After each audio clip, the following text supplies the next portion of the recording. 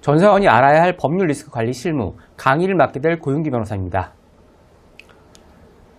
이번 강의는요, 제가 이제 기업 자문을 하다 보니까 많은 분들이 이제 궁금해하는 부분들, 그리고 이런 부분부터는 좀 알았으면 좋겠다 하는 부분들 위주로 구성되어 있고요. 주로 여러분들이 저에게 많이 질문을 주셨던 부분들부터 구성이 되어 있습니다. 그렇다고 해서 엄청나게 이제 법무팀에서 알아야 될 수준으로 깊이 들어가는 강의는 당연히 아니고요. 이 정도는 알면 회사 생활에서 도움이 되고 앞으로 사회에 나가서도 써먹을 게 많다라는 부분 위주로 강의가 구성이 되어 있습니다. 자, 이제 총론 부분인데요. 자, 이 법률 기초로 첫 강의를 시작하겠습니다. 사실 이제 여기부터 해야 되나라는 생각을 좀 했었는데요. 그래도 우리나라 법률이 어떻게 구성이 되고 체계가 어떻게 되어 있는지를 알아야 앞으로 이제 법률 관련된 문제를 다룰 때는 이제 그 근본이 튼튼해질 수 있기 때문에 그걸 전제로 해가지고 아주 기본적인 내용부터 다루기 시작했습니다. 자, 이제 법률 리스크 관리 실무의 전제가 뭐냐면 사실은 이겁니다. 이게 저희 사무실 모토기도 한데요. 잘 몰랐다는 이야기는 법정에서 통하지 않는다는 겁니다. 그리고 내가 서명을 했다. 우리 회사에 도장이 찍혀 있다. 그랬는데 난 잘 몰랐습니다. 이런 얘기들 전혀 통하지 않아요. 그리고 오늘부터 강의하는 이 법률의 전제는요. 그리고 모든 법률 문서들은 최종적으로 보는 사람이 사실은 판사예요. 그래서 판사가 얼만큼 요 서류들을 잘 볼 수 있는가, 그리고 판사가 느끼기에 어떤 내용인가, 이걸 만들어가는 과정입니다. 그럼 모든 소송이건 뭐 자문이건 결국은 다 똑같고요. 자, 판사라는 사람은 객관적으로 내가 가진 자료, 내가 우리 상대방과 거래를 했던 자료를 평가하는 사람이죠. 모든 법률 문서는 이걸 전제로 만들어지는 겁니다.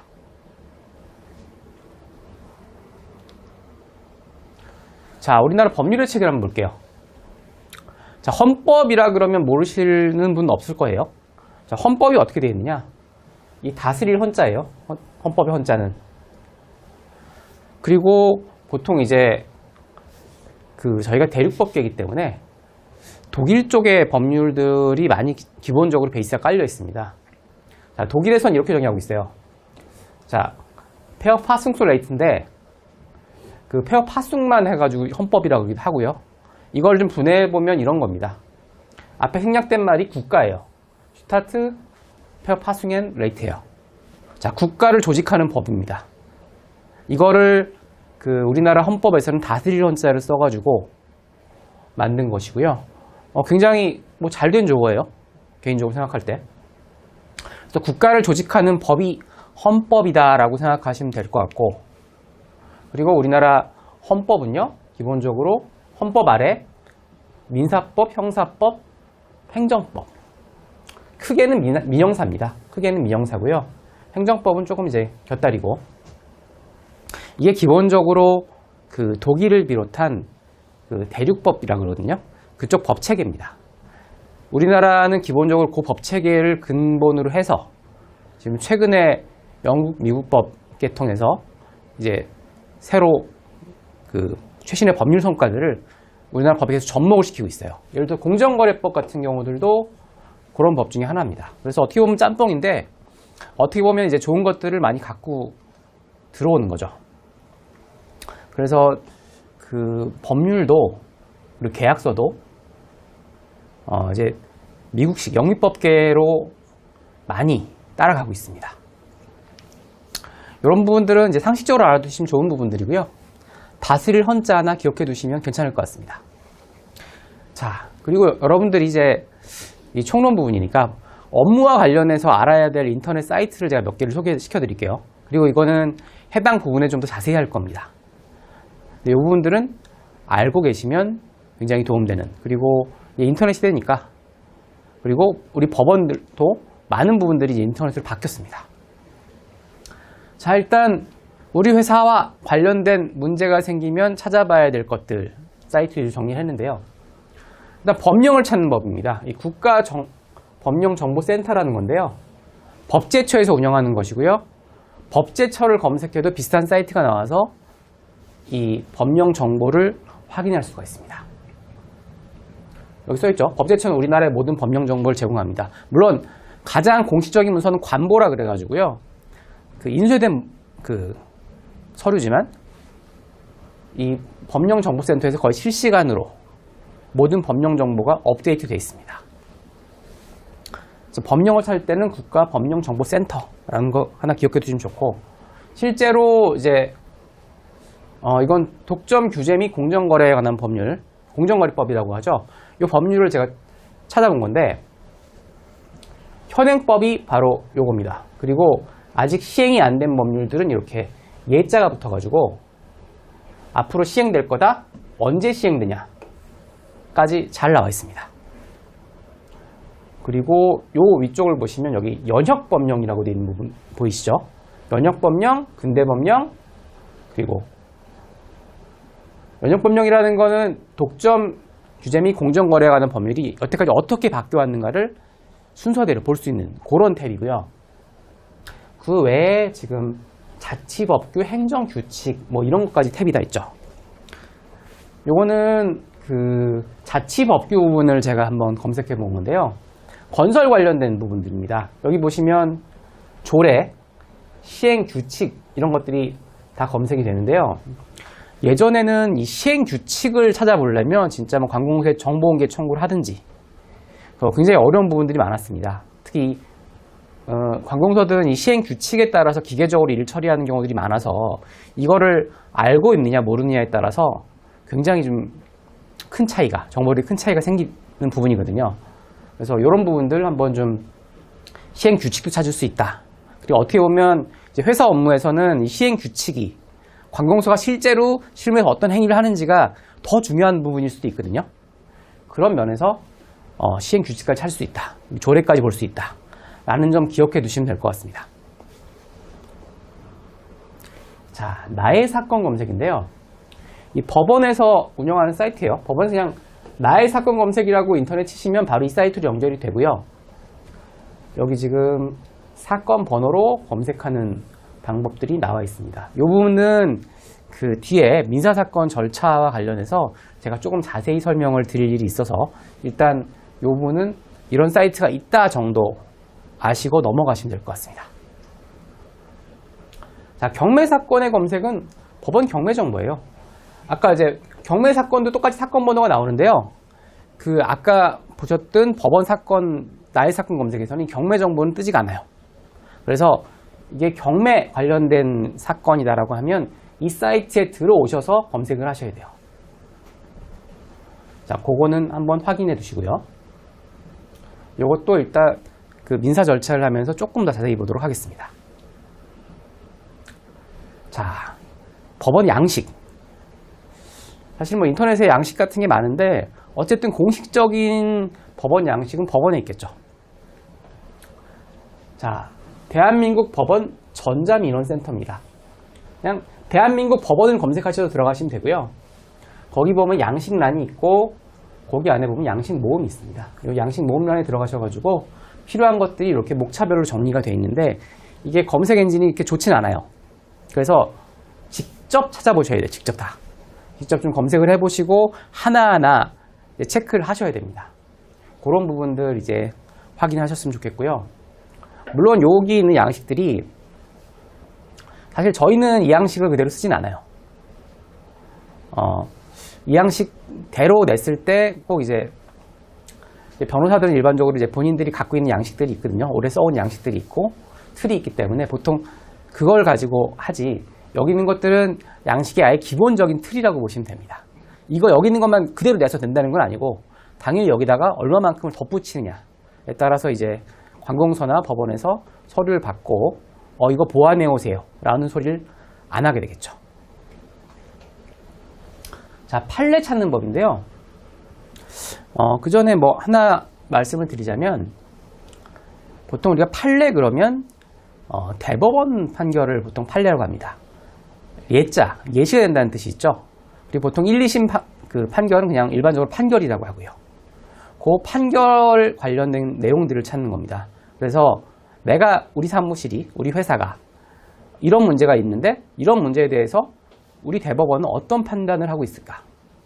라는 것을 보는 겁니다. 그리고 이 종합법률 정보 사이트는 법원에서 운영을 하는 거고요. 여기 보시면 알겠지만 일단 대법원 사건 위주로 돼 있어요. 자, 왜 그러냐면 일단 하급심, 1, 2심 것들은 아직 전산화가 전부 되지는 않았고요. 언젠가는 다 되겠지만 현재로서는 1, 2심 판결들은 다 공개가 되고 있지 않습니다. 왜냐하면 개인정보 유출의 문제나 이런 것들이 있어서. 이거 저희가 이제 변호사들이 많이 쓰는 사이트 중에 하나인데 케이스 노트라는 건데 이거는 보통은 이제 하급심 판결, 말씀드린 1, 2심 판결들을 여기 많이 수집을 해놨어요. 그 판결들은 대법원 사이트보다 많기 때문에 저희가 많이 활용을 하는 편이고요. 근데 일반 기업 담당자들 입장에서는 여기까지보다는 그냥 종합법률 정보에서 찾는 게 보통 일반적입니다. 자, 뒤에 가서 이제 개인정보 관련돼서 좀 더 자세히 볼 일이 있을 텐데요. 이 개인정보 보호 포털이라 그래서 이것도 마찬가지로 나라에서 운영하는 사이트입니다. 개인정보를 어떻게 관리해야 되고 어떻게 교육을 하고 이런 내용들이 굉장히 자세히 나와 있어요. 그리고 제가 이 강의에서 이 부분을 강의할 때는 당연히 개인정보 보호 포털에 있는 내용들을 가지고 강의를 할 겁니다. 여기 조금 들어오면 이 사업자의 입장에서 뭐 처리 방침 만들기, 뭐 지원, 뭐 영향평가, 유출 신고 이런 것들이 있고요. 이제 국민들 관점에서 그 개인정보 침해 신고라든가 누가 본인을 확인을 했나, 내 정보를 가지고 이런 것들을 확인해 볼 수가 있습니다. 그래서 이것들도 개인정보 관련해서는 가장 일반적인 사이트니까 한번 알아두시면 좋겠습니다. 자, 마찬가지로 특허입니다. 이건 특허 정보니까 특허청에서 운영하겠죠. 특허 정보넷 키프리스라는 게 있어요. 그래서 특허 정보 검색 서비스를 검색하셔도 되고 특허 정보넷 이렇게 검색하셔도 됩니다. 아니면 키프리스라는 이름을 검색하셔도 이 사이트가 나오는데 이걸 보시면 실제로 뭐 입력을 하면 관련된 서비스표, 업무 표장, 그 다음에 상표 이런 것들이 나옵니다. 검색한 단어에 따라서 내가 예를 들어서 로펌 고우를 검색했다 그러면 고우에 관련된 상표가 있는지 없는지, 우리 회사도 마찬가지로 우리 회사의 상호를 넣었을 때 우리 회사와 유사한 상호로 어떤 상표가 있는지 이런 것들을 확인해 보는 겁니다. 그래서 굉장히 좀 잘 되어 있는 사이트고요. 그다음 형사사법 포털. 이것도 나중에 자세히 보긴 할 텐데 나의 사건, 내가 형사사건으로 고소를 하거나 고소를 당하거나 했을 때 관련 사건 조회를 할 수가 있습니다. 이게 여기 핵심이고요. 물론 보통 인증서가 필요합니다. 공인인증서가 필요하고 인증서를 가지고 들어가면 내가 지금 수사를 받고 있는 사건 아니면 회사에서 검색을 하면 회사가 관련된 사건들이 검색이 됩니다. 다만 요게 그 수사기관에서 입력을 해줘야 되는 시스템이어서 가끔씩 누락이 되는 경우들이 나와요. 특히 이제 검찰 직고소 사건에서 종종 누락되는 경우들이 조금 있더라고요. 그런 점이 있다라는 점 한번 확인해 두시면 될 것 같고, 이런 사이트가 있다라는 것만 일단 아시면 됩니다. 그 다음에 토지 이음이라 그래서 이 토지와 관련된 정보를 보는 사이트입니다. 이 사이트들은 잘 모르시는 분들이 많은데요. 자, 회사에서 뭐 부동산을 구매한다 아니면 판다 라고 할 때 목적이 있겠죠. 이걸 공장으로 사용한다든가 아니면 뭐 특별한 목적이 있다든가 아니면 건설한다든가 그런 목적으로 해서 이 토지의 현황을 봐야 되거든요.